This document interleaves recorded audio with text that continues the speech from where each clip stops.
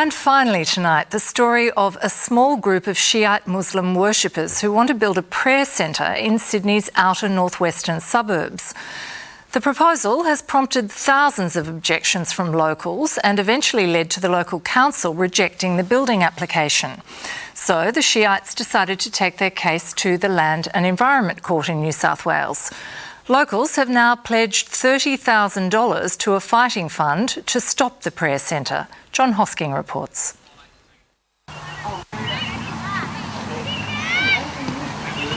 Tuesday afternoon soccer practice on the semi-rural fringe of Sydney, where God and country come together and life is meant to be easy. It's an unlikely battleground for a war of race and religion. But the Muslims are coming, planning to build a prayer centre right next door. And some of the locals are not happy. The anti-Muslim message is unmistakable. It makes me feel quite sad, actually, that people would go to such lengths to damage a building, for instance, and I don't think there's any purpose for it. Reaction to local businessman Abbas Ali's plans for this 1 hectare site at Annangrove, about 30 kilometres northwest of Sydney, has been hostile, to say the least. I used to like coming out here. My kids used to like coming and running around. Now you don't feel so safe. The plan is to build a prayer centre, or Mayfield, here on Annangrove Road, to service about 35 mostly Indian-born Shiite Muslim families who live in the area. Unlike a mosque, it would be a low-key structure for informal worship, teaching, counselling activities and special events. Abbas Ali says his people's needs are simple. A sense of belonging, a sense of something that is missing at the moment. It'll not only bring them closer to God, but I think it will also enlighten the other people around us to see that, you know, we're Muslims, we're not different to everybody else. They're going to take some convincing. Ali has also had his business here in nearby Castle Hill attacked, suffered personal abuse and even had his home damaged. But Abbas Ali is far from the radical Muslim fringe. He runs a successful computer supply business, while others in his well-to-do community are mostly tertiary educated and work in business or the professions. Well, actually, you want to see some stats? Ali wants to finance and build the prayer centre as a gift to a country and a community he says have been good to him. He didn't expect this. Like in any community, you have a small section of it who are going to be silly, and you know it's not representative of the whole community, but a small number of people who want to be a bit silly. Silly is an understatement. The attacks have come at the same time as an aggressive anti-development campaign run by the Annangrove Progress Association. It's generated more than 5,000 protest letters from just 532 households. That's around 10 letters per house. The local Balcombe Hills Shire Council received dozens, even hundreds of letters from individual addresses. Just 11 were in favour. Why should that community be subjected to a development that it does not want? It's as simple as that. The local councillors sensed a vote winner. Poses a threat to the way of life for the people of the Shire of Balcombe Hills, Mr Mayor. For the packed public gallery at this council meeting in December, this was much more than just a planning issue.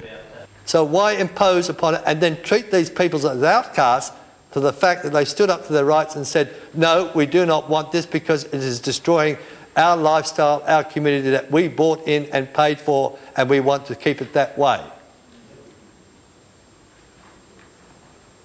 I rest my case.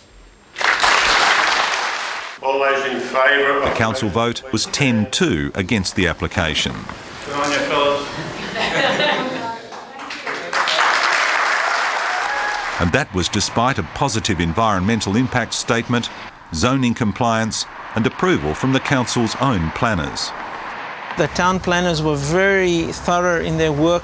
I think if you look at it, in fact, it is a perfect place. There is a petrol station, I agree, with some shops there, which means it's not affecting residential houses, which is great. There's a park on the left-hand side, which is great as well, because it's a quiet area. Again, it's not affecting anyone there. It won't be running 24 hours a day, 7 days a week to affect anybody else in this area. It's a couple of times a week for a couple of hours. And we're going to run, yesterday's shot right across like we did when the bushfires were on. Cole Allison, editor of the local Hills News, has been running a strong editorial line in favour of the development. He blames local politics for the council's decision. As individual councillors trying to make a political point, and NIMBY syndrome residents, we don't want this in our backyard, basically. Who's been the driver behind this? Has it been the Progress Association? Has it been individuals in the community, or has it been individuals within the council? I think the Mayor would have to take a fair amount of blame for it.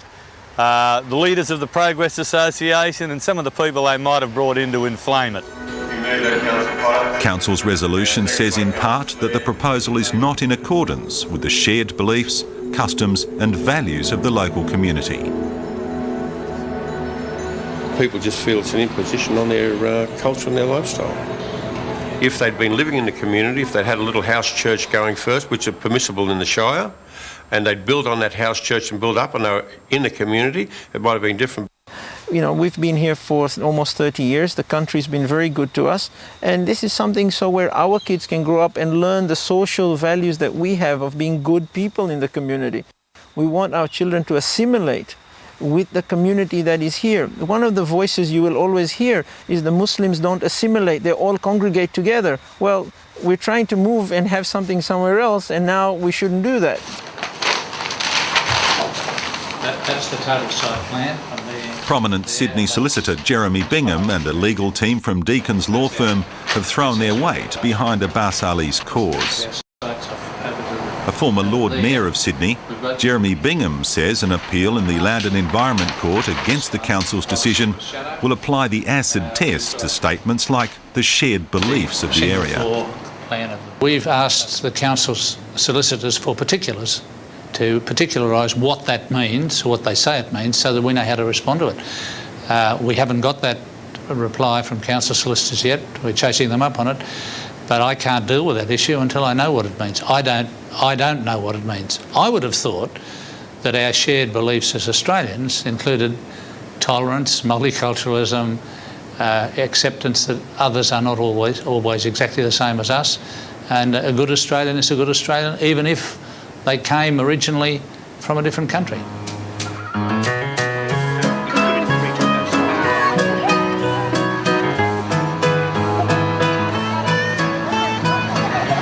It's a protected existence out here in Sydney's Hills District. A long way from the madness of modern life, the city, and problems like having to keep up with the times.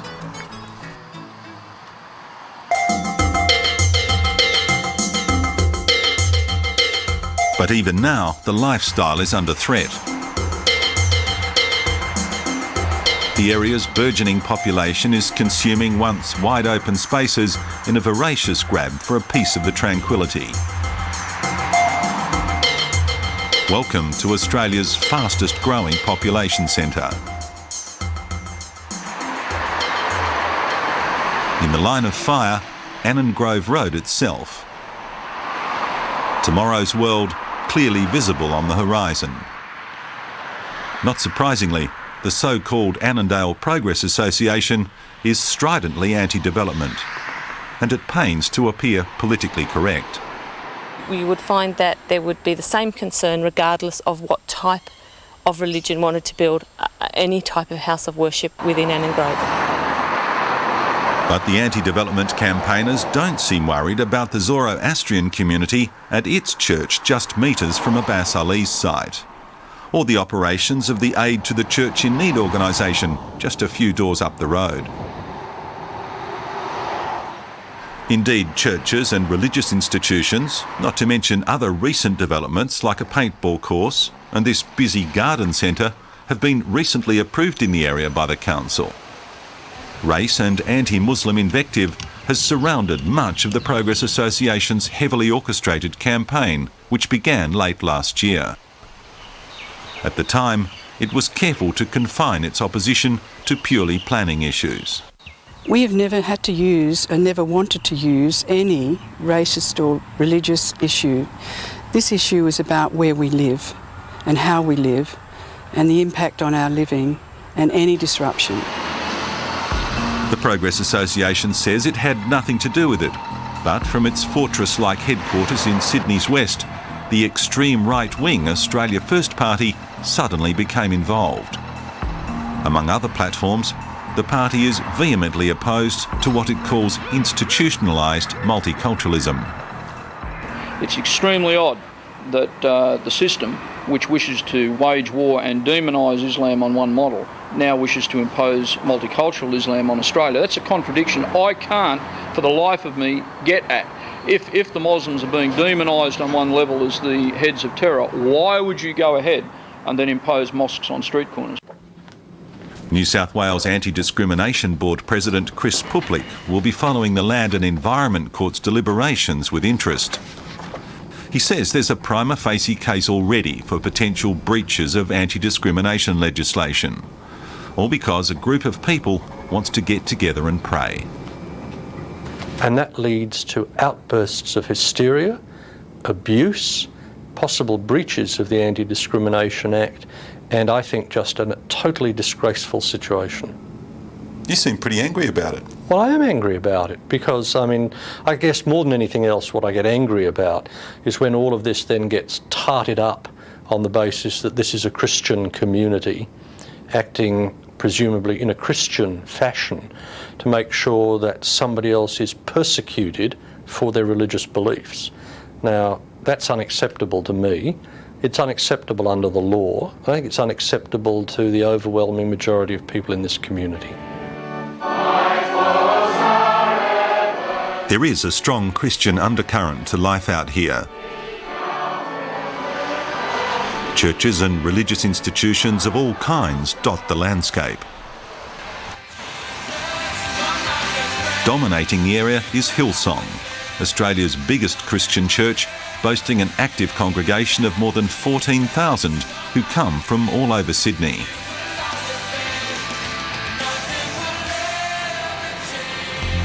In the same industrial estate is this building. After months of negotiations culminating late last year, Baulkham Hills Shire Council did finally approve its use as a prayer centre for another group of Ismaili Muslims, unrelated to the Annangrove application. Well, it was going to be a special centre for us, for gathering, for congregation, where we'd get together for prayers, for quiet contemplation. But 6 months after council approval, the building still stands empty. Bashir, Sumar and 50 other Muslim families who wanted to worship here have decided to set up elsewhere. Their reasons are all too familiar. There were some neighbours, not all, but just a few, who weren't quite welcoming. We didn't think this was an appropriate place for us to be gathering. Late last year at this residents' meeting, Baulkham Hills Mayor John Griffiths warned that women and girls might not be safe if Muslims became established in the area. I have no fear of the Muslims. I have no problem with it. It seems to be the women in our community that have a problem with it. People have a right to say no or to voice their concerns or opposition. Everyone has a liking and a disliking to certain things. But comments such as what the mayor said, that we fear for our women and children, or the monies from Saudi Arabia and those issues, they are very offensive. Not safe from what? The implication there is that people are not going to come to the area to engage in prayer. They're going to come to commit crime or to be terrorists. It's 7:30 on a Thursday night, and objectors to Abbas Ali's prayer centre are arriving at the council chambers to select witnesses for the upcoming Land and Environment Court hearing. They've decided that the less media exposure from here on in, the better. You should not be filming the meeting, sir. Could I ask you to please leave the premises? That includes the grounds. You should be Council Officer Peter Lee was making sure they didn't get too much scrutiny. Please don't film this premises. If you persist to do so, I have to call the police. SBS Insight program. Wondering if we could get some comments. Mayor about John Council's Griffiths has opposition decided to the that prayer he centre. too has said enough on the issue. Hey, mate, please go away, will you? Would you have had the same opposition if it was a church? Did you tell a public meeting that there are women and children should be worried if Muslims were in the area? All right, mate. Pretty good, mate. Yeah. Some of the comments were quite scary to me. They were very distressing. There were people. Margaret van der Weg, one of just 2 councillors who voted for the prayer centre, was at some of the resident meetings. There were people there who have always appeared to be very friendly people, saying things that reminded me of film clips from pre-war Nazi Germany. Well, I suspect that in the past they've been a microcosm of what Australia was like at the end of World War II.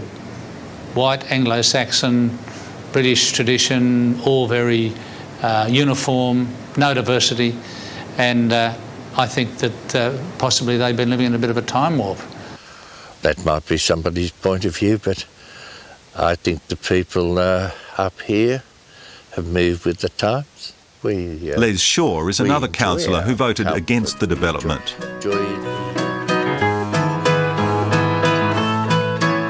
Four generations of Shaws have lived and worked in the area since they arrived on the second fleet. He says the people of the Hills District must be careful to avoid the ethnic crime problems now being faced in some of Sydney's southwestern suburbs. We have similar organisations that have built their communal place. The Italian group have 25 acres where they meet for their festive times. No worry, but what the people really are fearful is that it may grow like Lakemba and Auburn and not in, one might say, character with the rural setting.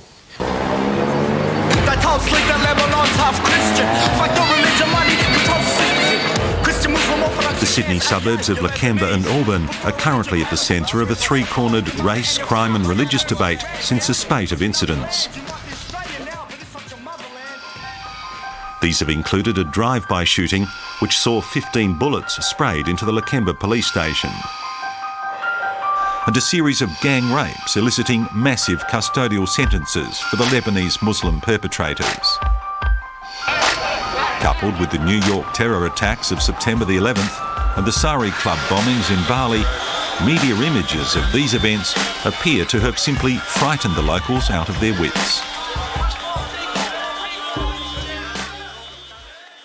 Since Bali, they're scared. And I think that that's definitely a factor. People are scared, and the media have played up the fact that all the terrorists around the world at the moment seem to be Islamic. I have seen a lot of Muslims. I have walked among Muslims. I lived in Malaysia where 55% of the population is Muslim. And I can't say they are terrorists. They aren't. So it's just the equation. The unfortunate thing is that they've been associated that way, but it's not necessarily the case. They have a right to be scared considering what's been happening around the world. And I mean, the Muslim name doesn't have a great name right there, but I ask them not to judge us all as one, but look at us individually and see what we bring and what type of people we are. Other opponents of the prayer centre said they didn't want towering minarets or amplified calls to prayer 5 times a day, 7 days a week. Veteran councillor Les Shaw says a television program on mosques helped make up his mind. And you could see out of the top of the spire, I think it was 4 huge broadcasting mics, you know, the old-fashioned type that trumpeted out.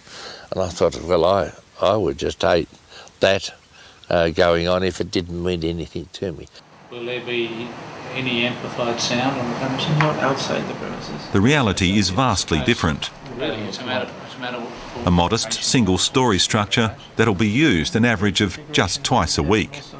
So that's one of the things that's annoyed us, is the deliberate misinformation that's being sent out there. There's no minarets, there's no speakers on the outside, there's no noise on the outside. It's a simple building. It's to cater for 80 to 90 people on average on whenever there's a function there. It would be something like this prayer centre at Earlwood in Sydney's inner west, but on a much smaller scale. Out here, Allah and football share the same space without a problem.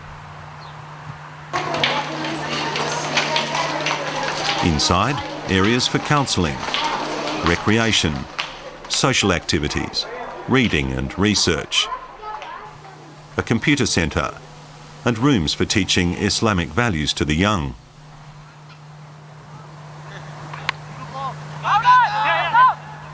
It's Sunday morning at Earlwood, and across the road from the prayer centre, Abbas Ali and his friends are indulging one of their other passions. Every weekend, Ali, his family and the Hills District Shiites make the 45-minute drive here to worship, socialise and discuss the issues of the day. The council refused to give them the grant to build. The residents were saying it's going to be too loud. They were worried about, security matters and all that. Actually, yes, they're worried about their women. Our men are going to be that vicious. I don't know.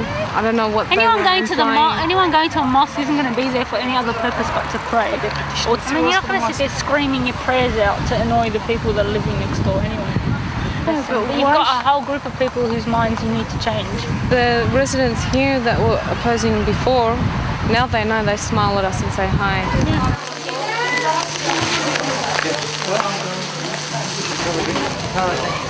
Between innings, the cricketers join the other worshippers in a community barbecue. No, he's trying to say we can't get extra players. Like in 3 weeks' time, we can't get. There are dozens of prayer centres like this all around Australia. Each provides a focus for local Muslim society, in much the same way as Christian community activity revolves around local churches.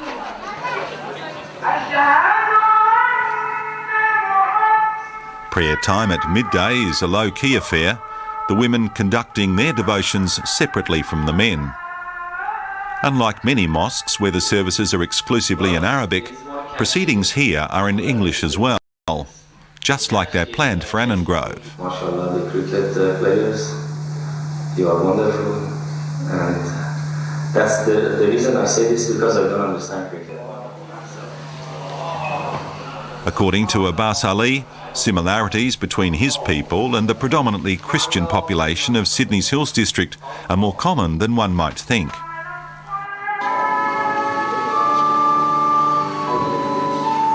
He says many local Christian organisations are supporting the prayer centre. But there are also suggestions of a Christian fundamentalist undercurrent among elements of the opposition.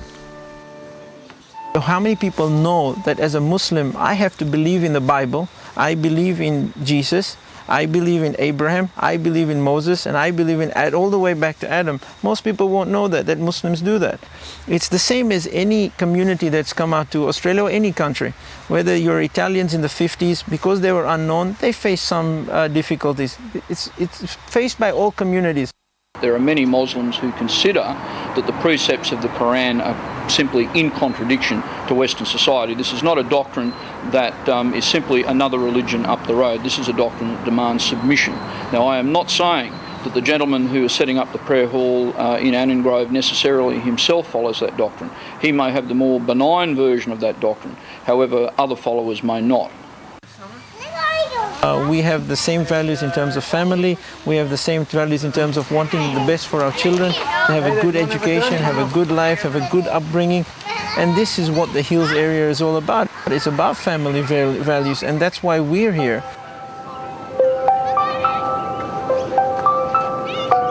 Back at Annangrove Park, soccer practice is drawing to a close. Watchful parents prepare to take their children back to the security of the home, seemingly unperturbed about the controversy raging next door. Well, just like any religion, they've got to have a place to worship. I don't know if there would have been so much of an outcry if it was a Catholic church or a mosque or a synagogue. I think it's all to do with a bit of the hysteria of sort of what's happening over in the Middle East and that anti-sentiment there. But I think it's just another religion and they're trying to do what they need to do. Look, they've got to have somewhere to go. Doesn't worry me at all. Oh, I think more than anything, it's more a traffic issue a lot of people are concerned about. Seems a bit out of context with the area, that's all. Every religion to their own. I believe everyone has a right to their own religion, and prayer is part of that religion. What do you I don't think soccer and religion mix. I live and work in a community that has a lot of Islamic people living there, and I don't have a problem with it. Predictions are that the Land and Environment Court will uphold the rights of Abbas Ali and his fellow worshippers.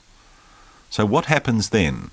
A week after the case is our Prophet's birthday, and that would be a great day to start the groundbreaking ceremony.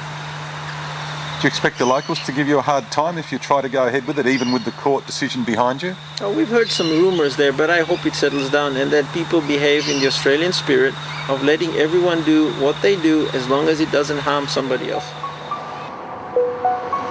If Annangrove does get its prayer centre, then Abbas Ali and the people of the Hills District may indeed be breaking new ground. John Hoskins with that report, and that case will come before the New South Wales Land and Environment Court next month.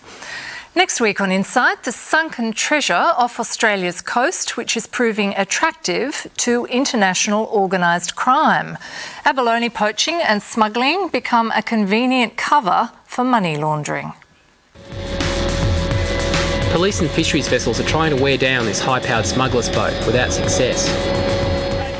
Oh, we're talking about in the high hundreds of thousands to millions of dollars, depending where you come in the enterprise.